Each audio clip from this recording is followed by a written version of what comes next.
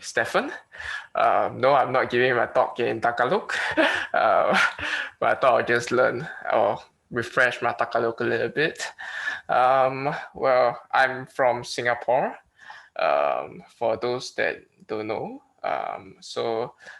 Yeah, today's talk will actually be a bit on it will be on the PowerPoint slide. There will be it's a presentation that I actually gave a little bit in Singapore, and I thought it's quite relatable to what we are actually experiencing today. Quite the chaotic time. So I'll just share my screen just to see.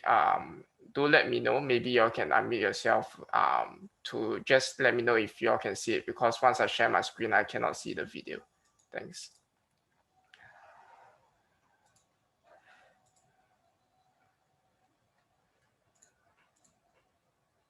Okay, can you all see my screen?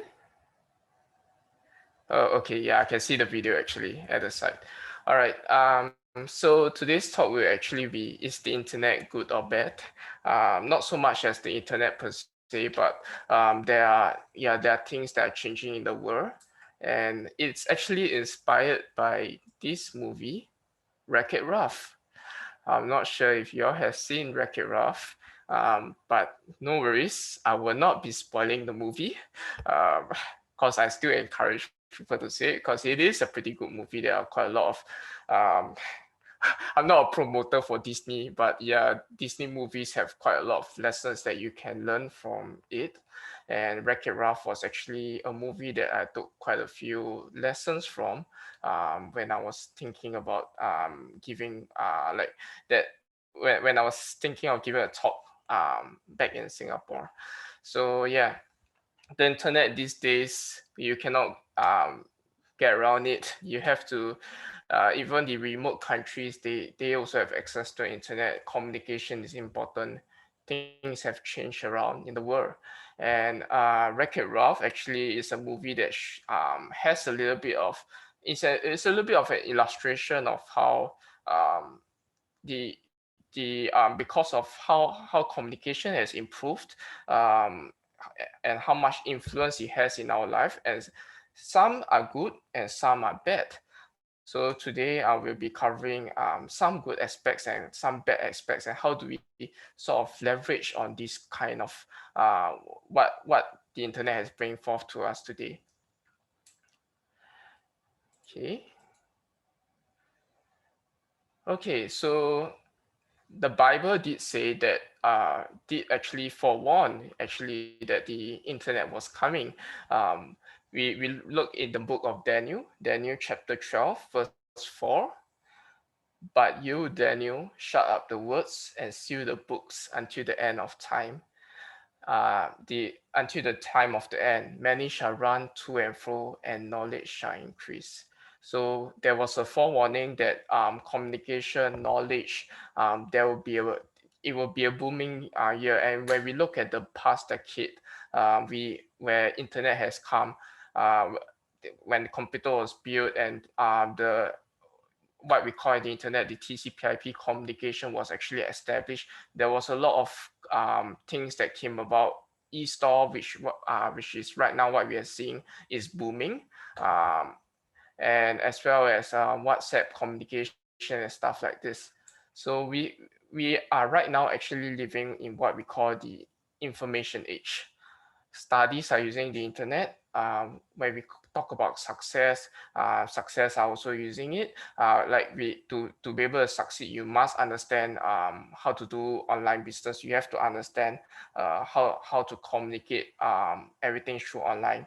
And yeah, networking and stuff like this. So let's take a look at a couple of things that have changed. Okay, so one of the things that have changed is schools are using internet over here in Singapore, as well as I believe in some of the some countries. They actually encourage schools to even use tablet. There's been an establishment of tablets to engage more interactive lessons. So what books these days where we have Google, because nowadays we can actually just search things online. And I think the last thing is very relevant to me is, why this guy blue tick me but never reply? I have done this to people. I'm not sure about you, but well, because of the incoming messages on my WhatsApp, I was like, oh, blue tick, blue tick, blue tick. There's so many because right now I'm sort of I'm a student. I'm a part-time student. I'm also a full-time working adult, so I have multiple chats. Yeah, but it's we live in a time that if we look 20 years ago, where people send maybe fax messages and then they'll expect a reply one day later. Right now, my customers will come to me and say, "Hey, Stefan, why you never reply? It's just 10 minutes ago." Yeah, this is the time that we sort of live in today. So let me just introduce to you this character, Ralph. Okay, I made a game character for him. He's if for those living who have played the game before, you guys would probably know. Yeah, it's not our generation game, but I think even the oldies will know it. Ralph, age unknown. His occupation, he's a bad guy, and he loves smashing things. Well, let me put myself in Ralph's shoe now. This time round, I'm the character, and sometimes we say life is like a movie, like a game character we imagine ourselves to be. And there are times, right, that we feel like nothing I do ever goes right. Sorry, I right wrongly. And every time we seek to make things right, we things just keep getting worse, and that was what Ralph was actually facing in that movie. For those who don't know, Ralph is actually even in the games, he's a bad guy. He's a retro game, so he's a bad guy. But in this movie, he wanted people to change this perspective of other people, that hey, there are good things that I can do as well. And that's what sometimes it's just hard for us, because when people have an expectation of us. I gave another talk actually about reflection, because that's the theme of Mulan. I personally like Disney, so reflection, when we try to change people's perspective of us, it's hard when they initially have that first impression. And that was what Ralph was going through at that time. Okay, I would like to go into a story that we are very familiar with, Moses.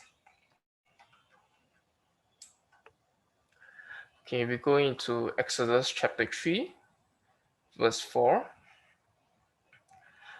When the Lord saw Moses coming near the bush, he called him by name, and Moses answered, "Here I am." Verse 5, God replied, "Don't come any closer, take off your sandals, the ground where you are standing is holy." Verse 6, I am the God who was worshipped by your ancestors Abraham, Isaac, and Jacob. Moses was afraid to look at God, and so he hid his face. Yeah, so for I'm not sure if there's any translators, but if I'm going too fast, just signal to me to slow down. So I'll try to slow down as well. Okay, so I think many of us know the story of Moses. So Moses, for those of you who do not know, has a background. He's the prince of Egypt. The Lord gave him an opportunity. He saved Moses, although he was an Israelite. And this was when because Moses actually saw an Israelite slave being badly mistreated, and he stood up for the Israelite slave, and he ran away. But God saw something different in him.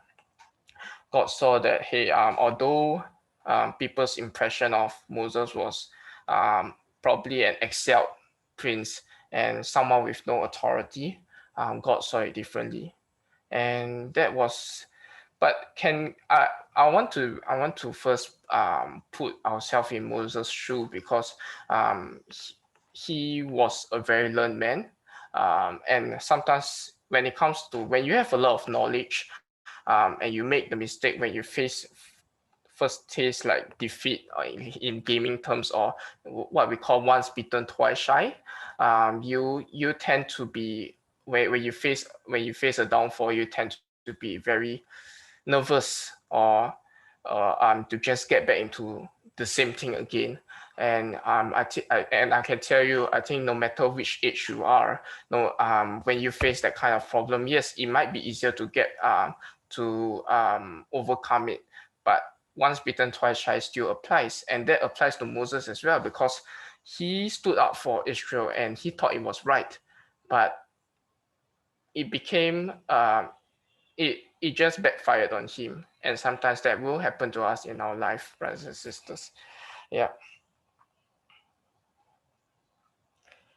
So yeah, in Singapore, I'm not sure if you have it in Philippines. I think you have it in Indonesia. We have a camp song, "Who Am I?" So this is what Moses was feeling at the time, just a sense of insecurity. Who am I to actually just serve the Lord? Who am I to actually go out to the children of Israel to save them? Yeah. So we can see in um we can see Moses actually questioning his worth. Let me see if Exodus chapter 3 verse 11. But Moses said, "Who am I to go to the king and lead your people out of Israel?" So we move on to 2 Corinthians chapter 4 first. And even if our gospel is veiled, it is veiled to those who are perishing. So in verse 4, the God of this age has blinded the mind of unbelievers so that they cannot see the light of the gospel that display the glory of Christ, who is the image of God. So I highlight blinded and unbelievers because um, that was what Moses was facing. And when we go on through our life, that different stages of our life, we will also face these kind of things, because unbelievers will choose what they want to see. Um, when you go out to the working world, I'm sure some of us are, there will be people that play politics, and they will only see what's beneficial to them, and that's the kind of world that we sort of live in right now. Of course, it's that doesn't apply to everyone, but yeah, the working industry can be quite like this. It can be quite stressful. Even at school, we are expected to behave in a certain manner in school, um, like to maybe please our friends because we want to make friends, and that is the kind of stress that we kind of live in. Okay, in verse 5, for what we preach is not ourselves, but Jesus Christ as Lord, and ourselves as your servant for Jesus' sake. For God, who said, "Let light shine out of darkness," made his light shine in our hearts to give us the light of the knowledge of God's glory displayed in the face of Christ. Verse 7, but we have this treasure in jars of clay to show that this all surpassing power is from God and not from us. We are hard pressed on every side, but not crushed, perplexed, but not in despair. So again, I highlighted light and darkness. Like I say, um, I like this quote. I mean, engineers, Joshua. Every action has an equal and opposite reaction, because when sometimes when there's love, there's hate, and the world is sometimes when you are happy, sometimes you take away a sort of happiness from others. But the Lord say, for God who said, "Let light shine out of darkness," let light shine out of darkness. He wants to change that. And brothers and sisters, it's different because the Lord gave you the light, but He didn't take away anything. He did not take away anything. I I have, if there is another opportunity, I'll give this talk about reflection, which really shares about my experience of what when I grow up in the Lord. I felt that maybe um I'm restricted in certain things, but no, I'm not. Yeah. So we move on to the next slide. Sorry, brother Stephen. Yep. Sister Tari requests if you To can slow speak down. a little bit slow down. Yeah. She's Okay. doing translation for Sister Indri in Bahasa. Okay. No problem. Can I go on or? Okay, I'm good. Okay. Okay, I'll try to slow down. Okay, so back to the question: is the internet a good or bad things? Is the internet good or bad? So I'm sure for growing up, uh, sometimes we hear the terms "are games good or bad?" Our parents will be like, "Hey, don't play so much games. It is bad for you." Um, Instead of asking "are games good or bad?" I would like to ask like, how do we sort of take advantage? Because in life, uh, there's a lot of people like to put right or wrong to an answer, but in reality, when we are growing up, we will find out that there is no such. There are a lot of questions that you cannot just put a yes or no, or right or wrong. Um, I mean, maybe fortunately for me, my family grew up in the IT background. I bonded with my family through games. I There was a period of time where my family was all playing Mobile Legends together, as well as Clash Royale, if you all know the games. So yes, there are good sides of it as well. So what do you make out of it? Because back in the story of Moses, I will not be going through the whole story, but I will not go through the whole story. I gave the background of the story. Um, Ultimately, Moses made the good side of it. He stood up and served the Lord. Yeah. So while growing up, we live in the information age. Things just go through us very fast, and sometimes we are affected by negative comments, confusing comments. What do we do about it? I'll share what I do about it later on. So right now, again, we live in a information age. We have Facebook, we have Twitter, and Instagram and stuff like that. But where there is darkness, there is light as well. So do we share the positive things like the testimonies or things we learn on the internet? So we can see from the above story that really there are from Wreck-It Ralph as well as Moses, where we actually relate back. There are good and bad things on the internet. Um, Ralph actually had it rough. So he read a lot of bad comments on the internet. And he was like, is that really who I am inside of me? Um, so he also had to sort of like make a call that, hey, do I choose fame or do I choose a good friend? Moses also had to make a call. He had to make a stand because he although he was a person that was shy, he was soft spoken. The Lord chose him. So, brothers and sisters, in this information age, we have to make a stand. Um, yeah. So, how do we start to learn and how do we start to overcome these bad things? Okay. Well, there are one thing that we talk about the internet is I mean when growing up I have to admit I if just like a child I do at certain age I'll be addicted to games and I think addiction also goes throughout your life, whether it's because of the internet or not. There will be something that you are fully immersed to, and sometimes it's bad. It's a bad influence. Like an addiction to games will be a bad influence on your health because you just sit all day and you don't walk around, you don't exercise, you don't let your blood circulate. Yeah, and if you hear many of brothers and sisters say, "Oh, okay," to overcome, sometimes they'll say they'll pray for you um, or just to encourage to read the Bible. Yes, it's not wrong. Personally, I grew up like that as well. But when you are facing it, brothers and sisters, it's hard because you I think most of us have faced it before. Our mental fortitude cannot take it. You mean when we have so many things going on in our head, how do we just settle down to just pray to the Lord? It's hard.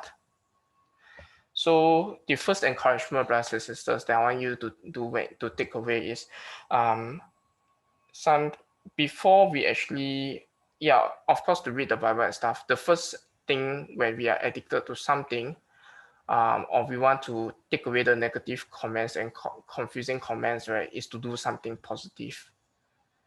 Force yourself to take a rest, force yourself to nap, do some sports, to work out. This is just one way. After that, the most important step is, of course, when you calm your mind, remember, brothers and sisters, that you have the Lord with you. Um, Try to just slowly just go out, witness, or just go out to fellowship. In fact, that's one of the things that is easier instead of praying, because when you have a lot of things in your mind, you want to let these things or these thoughts come out, right? Talk to somebody. Um, your, I mean, I did not always have a good relationship with my parents growing up, but I talk to them as a brother and sister, and I can tell you, brothers and sisters, that if some most of our parents, they care for you, so reach out, talk to them, fellowship with them. Yeah.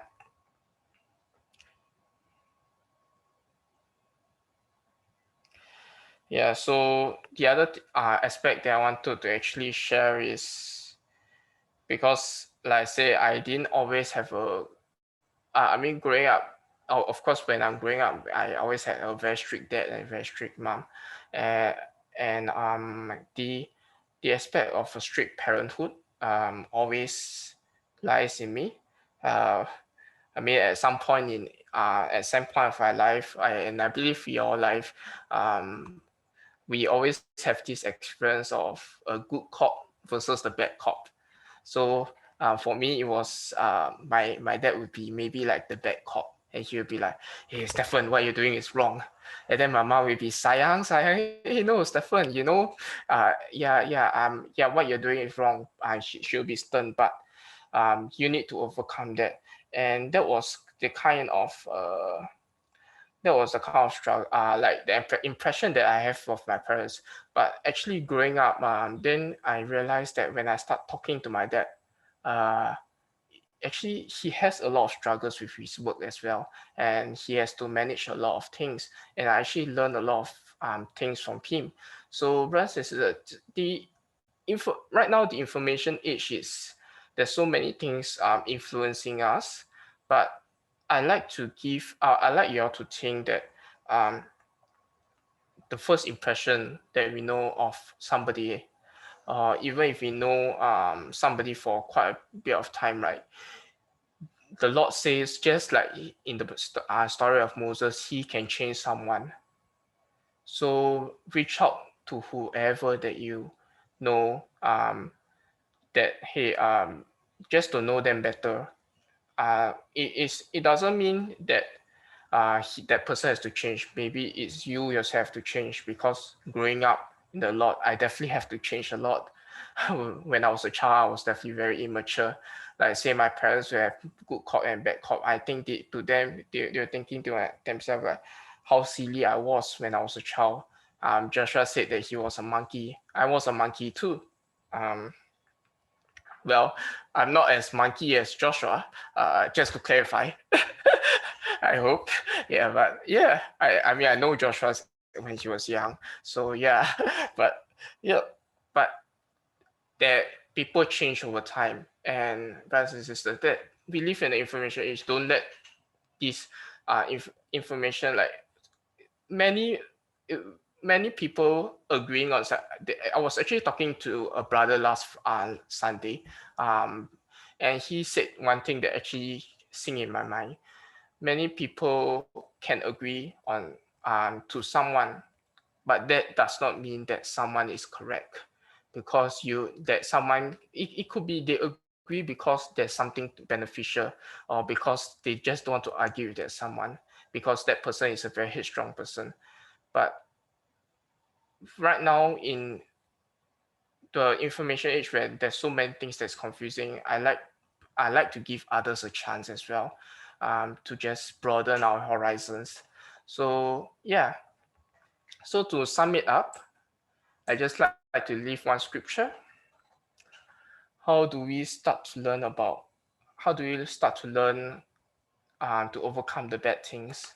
In Romans chapter 7, verse 7, what shall we say then? Is the law sinful? Certainly not. Nevertheless, I would not have known what sin was had it not been for the law, for I would not have known what coveting really was if the law had not said, "You shall not covet."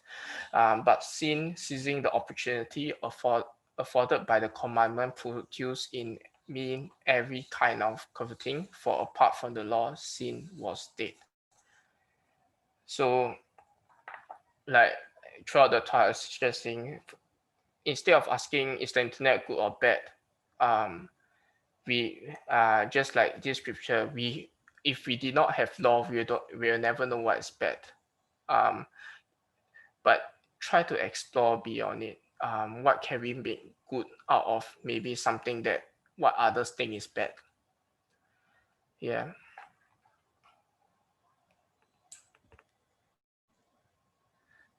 Okay.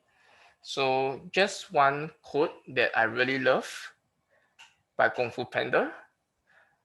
To wrap it up, yesterday is history, tomorrow is a mystery, but today is a gift.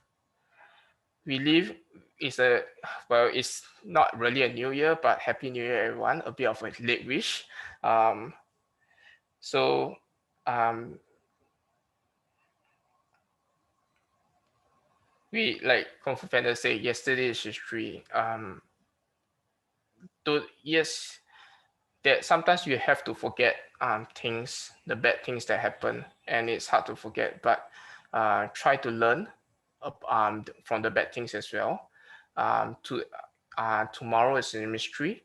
Don't think too much about what tomorrow entails.